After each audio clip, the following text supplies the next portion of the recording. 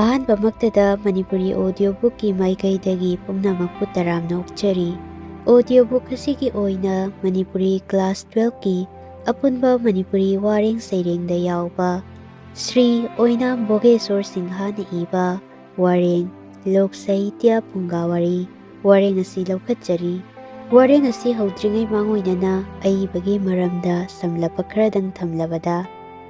Sri Oinam Bhogeshor Singh Ariba puya nainaba misakni Maitei mayeki puya kaya Bangla mayekta sindoktuna phonglami saknairaba folklorist amani Manipur State Kala Academy gi fellowship phangduna Loksahitya gi maramda thizinduna achauba dan tawrami Loksahitya ki manungda Phunga Wari na khunai amagi sahitya amadi kala sanskriti gi haurakpham oi aduna leibak amagi sanskriti amadi sahitya chaukhathange hairabadi lamdam adugi Phunga Wari amadi Loksahitya gi khangdaba loinana nainadaba yate wafam asi wareng asida aibana marik chumna nainari hauzik laubirasi wareng Loksahitya Phunga Wari Maitei leibak asi chingga tamga ani na pullaga semba lamdamni ariba itihas amadi Loksahitya gi saruk ningthi na tai chingda chingmi gi miyoi makhal kaya tamda tammi gi salai makhal kaya na khundaduna leiba leibak asi gi miyoi khudingna chathok chasin tawduna amaga leita laira gi mayok yaminari asumna hingminarakpani Matam kuirabagi tungda leibak asida leiriba miyoi singi manat adu hena mapung marai pharai leiramdaba hiram kaya su puthoknari awatpa kaya bu menkhatnari asumna chingtam anina pullaba leibak asigi apunba manat asina matam kuiraklabagi matungdadi uhaina jum launa yantharaba haipalgum ningthi jaraba maitei Loksahitya oirakki Matau asumna chahi cha kayada haukraba thaudok thauram kayada phurup sing asigi miyoi singi punsida akiba angakpa nungsibana chingba makhal mathel kayagi thaudokna pullaba wari watai saisak sairol haina sonaba amadi sanaronna chingba pumnamak asi folklore haina punna mingthonai Madugi manungda amukka Loksahitya haina sahitya ki machak oibasing adu khanggatlaga yengba tarabada pauranik kumba singbol makhaibu thamli Chinthang yeinarappa amadi nungsi nungolgi wari sing khulung isaina chingba laukhatpada Loksahitya gi saruk oinari Asigumba leibak asigi apunba phurup singi apunba Loksahitya haibasi kanagumba matik magun leiba ningthau pandit na chingba miyoi maranai gi oiba posak natte apunba leibak asigi miyoi pumnamaki oiba apunba lanni maram aduna Loksahitya haibasi lanai oiba mapu leite haurakpham thiba wai kadaidagi karamna kanana karamba matamda mafam kadaida kari thaudok thokibadagi asigumba Loksahitya gi machaksing asibu masing suna misak aduna haudoklambani haibasi takpada awaba oinari matik magun leiba kanagumba amana saireng saitek ama haidorakpa aduda sairenggi magun yawba wahai oibadagi yamna pamnaba wahai oikibaduna adum mathang chinthang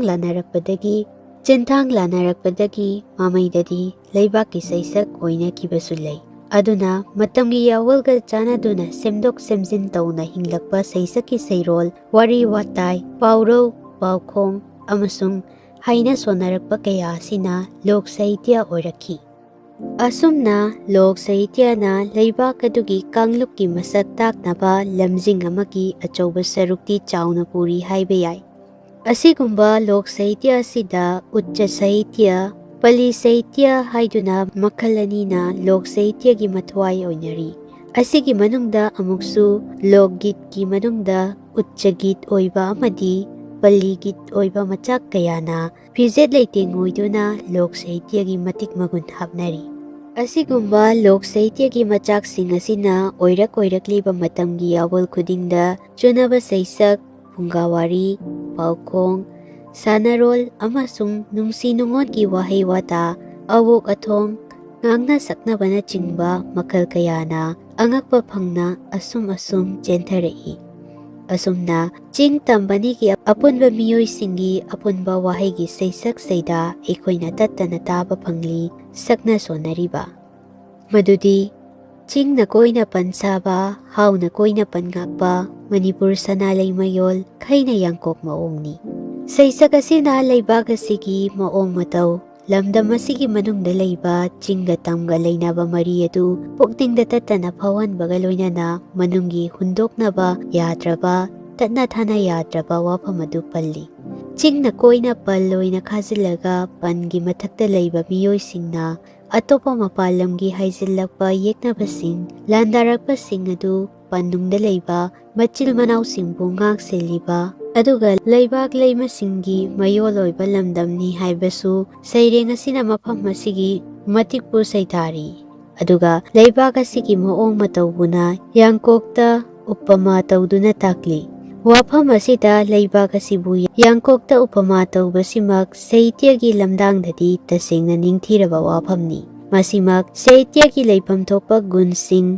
satyam, sibam, sundaram masana dum konajay. Maramdi yangkok haibasi manunggi mapukka mapangi chago ani asina pullaga yangkok hoy. Chago adu yaudrabadi natraga mapukki apakpa adumak yaudrabadi yangkok hoy bayade sizinafam leitre. Maramdi chago aduda pairaga chabuk aduda pairaga phau cheng khapa khaiba yade. Maram aduna chago mapukka tinaraga yangkok koibagum cheng amasung tamani asi pundaba yadaba oibana laibak asibu khaina yangkok haina upama tawduna asengbagi saktam adu utli. Maram aduna chingna koina pansaba hauna koina pangakpa Manipur sanalay mayol khaina yangkok maongni haina laibak asigi ching tammanina punna layminana amadi laibak asigi maongna marak mayong naina laibagi maongda saitharamliba simak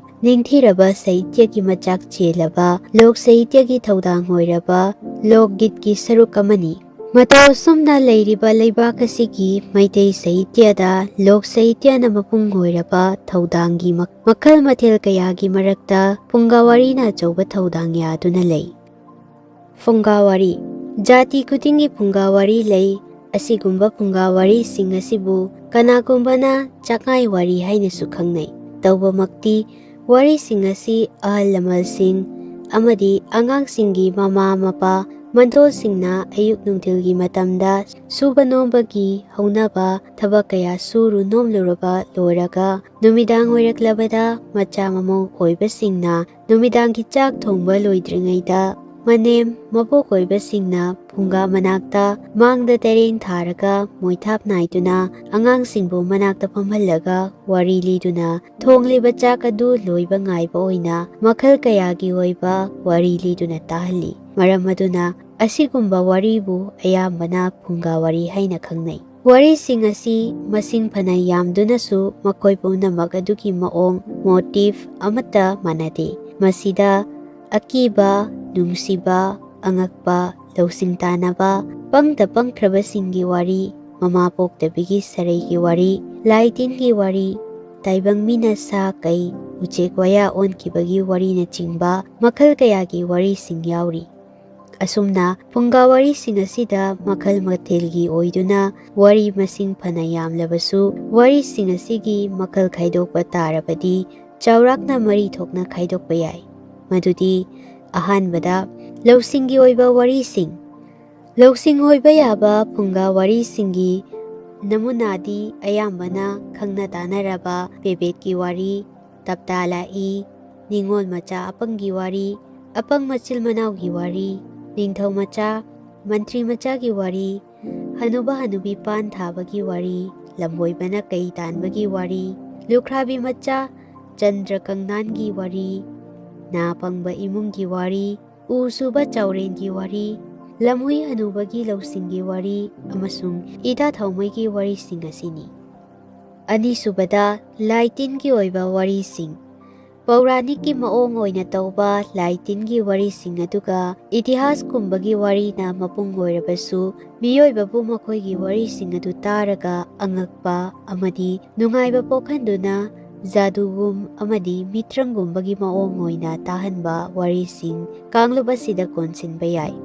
ꯄ꯭ꯔꯃꯥꯟ ꯑꯣꯏꯅ ꯄꯤꯕ ꯇꯥꯔꯕꯗ ꯔꯥꯃꯥꯌꯟ ꯑꯃꯁꯨꯡ ꯃꯍꯥꯚꯥꯔꯠꯀꯤ ꯄꯧꯔꯥꯅꯤꯛꯀꯤ ꯋꯥꯔꯤ ꯐꯥꯎꯕ ꯀꯣꯟꯁꯤꯟꯕ ꯌꯥꯏ꯫ ꯐꯨꯡꯒꯥ ꯋꯥꯔꯤ ꯃꯈꯜ ꯑꯁꯤꯗ ꯃꯩꯇꯩꯒꯤ ꯑꯣꯏꯕ ꯋꯥꯔꯤꯁꯨ ꯌꯥꯝꯅ ꯂꯩ꯫ ꯃꯈꯣꯏ ꯑꯗꯨꯗꯤ ꯅꯤꯡꯊꯧ ꯃꯄꯨ ꯊꯤꯕꯒꯤ ꯋꯥꯔꯤ, ꯅꯨꯡꯕꯥꯜꯄꯣꯟꯒꯤ ꯂꯨꯋꯥꯎꯕꯒꯤ ꯋꯥꯔꯤ, ꯃꯩꯗꯤꯡꯉꯨ ꯈꯥꯒꯦꯝꯕꯒꯤ ꯁꯅꯥ ꯍꯥꯛꯇꯛꯇ ꯄꯟꯗꯤꯠ ꯃꯉꯥꯅ ꯎꯆꯦꯛ ꯑꯣꯟꯗꯨꯅ ꯄꯥꯏꯈꯤꯕꯒꯤ ꯋꯥꯔꯤ, ꯂꯥꯡꯒꯣꯜ ꯂꯨꯈꯣꯏꯅ ꯂꯥꯡꯒꯣꯜ ꯂꯥꯏꯔꯦꯝꯕꯤ ꯐꯥꯗꯨꯅ ꯃꯇꯥꯂꯣꯏ ꯑꯣꯏꯅ ꯂꯧꯈꯤꯕꯒꯤ ꯋꯥꯔꯤ, ꯑꯗꯨꯒ ꯍꯤꯡꯆꯥꯕꯤꯒꯤ ꯋꯥꯔꯤ ꯑꯁꯤꯅꯆꯤꯡꯕ ꯀꯌꯥ ꯑꯁꯤ ꯃꯈꯜ ꯑꯁꯤꯒꯤ ꯐꯨꯡꯒꯥ ꯋꯥꯔꯤꯅꯤ ꯍꯥꯏꯅ ꯂꯧꯕ ꯌꯥꯏ꯫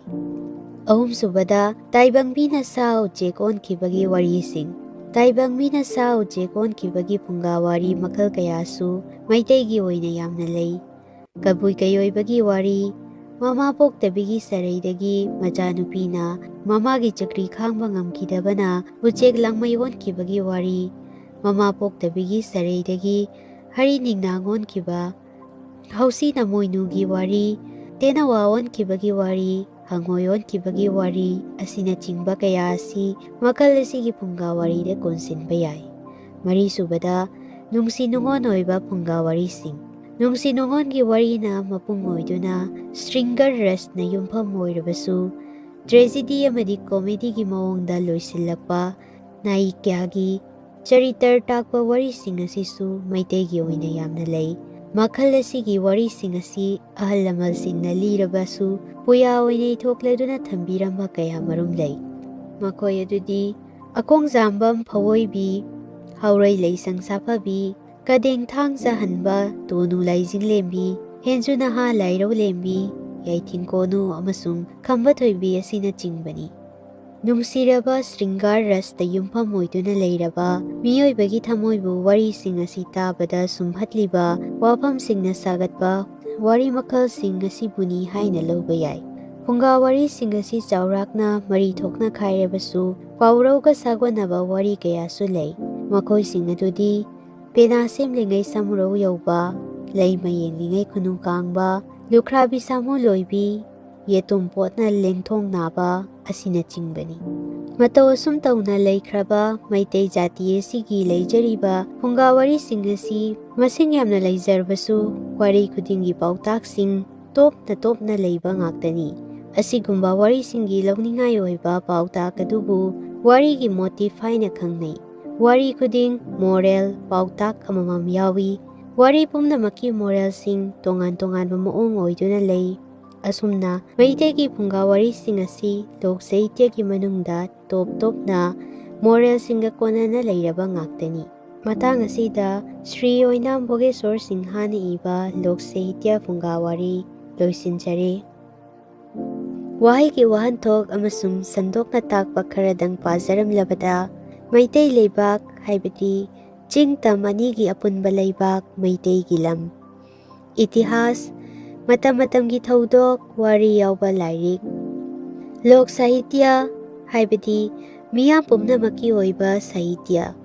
ꯁꯂꯥꯏ, ꯌꯦꯛ, ꯁꯥꯒꯩ꯫ ꯆꯤꯡꯃꯤ, ꯆꯤꯡꯗ ꯂꯩꯕ ꯃꯤ꯫ ꯇꯝꯃꯤ, ꯇꯝꯗ ꯂꯩꯕ ꯃꯤ꯫ ꯃꯅꯥꯠ,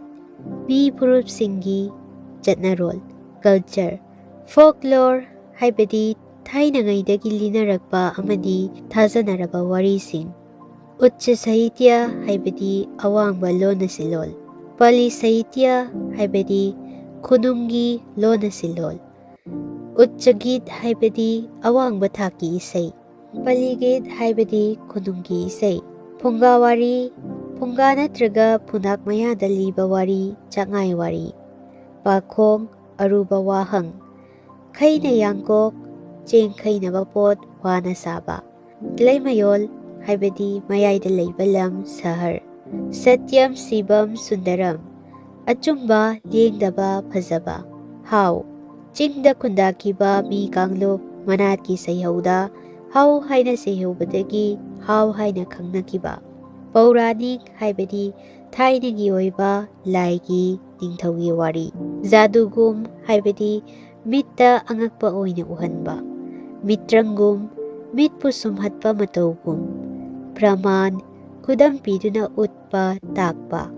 ꯔꯥꯃꯥꯌꯟ, ꯁ꯭ꯔꯤ ꯔꯥꯝꯒꯤ ꯋꯥꯔꯤ ꯌꯥꯎꯕ ꯃꯍꯥꯀꯥꯚ꯭ꯌ꯫ ꯃꯍꯥꯚꯥꯔꯠ ꯍꯥꯏꯕꯗꯤ ꯄꯥꯟꯗꯞ ꯀꯧꯔꯞ ꯃꯆꯤꯜ ꯃꯅꯥꯎꯒꯤ ꯋꯥꯔꯤꯅ ꯃꯄꯨꯡ ꯑꯣꯏꯕ ꯃꯍꯥꯀꯥꯚ꯭ꯌ ꯃꯩꯗꯤꯡꯉꯨ ꯈꯥꯒꯦꯝꯕ ꯃꯩꯇꯩ ꯅꯤꯡꯊꯧ ꯈꯥꯀꯤꯉꯝꯃꯤ ꯍꯥꯏꯗꯨꯅ ꯈꯥꯒꯦꯝꯕ ꯀꯧꯈꯤꯕ ꯄꯟꯗꯤꯠ 5 ꯈꯥꯒꯦꯝꯕꯒꯤ ꯃꯇꯝꯗ ꯂꯩꯔꯝꯕ ꯃꯥꯏꯆꯧ 5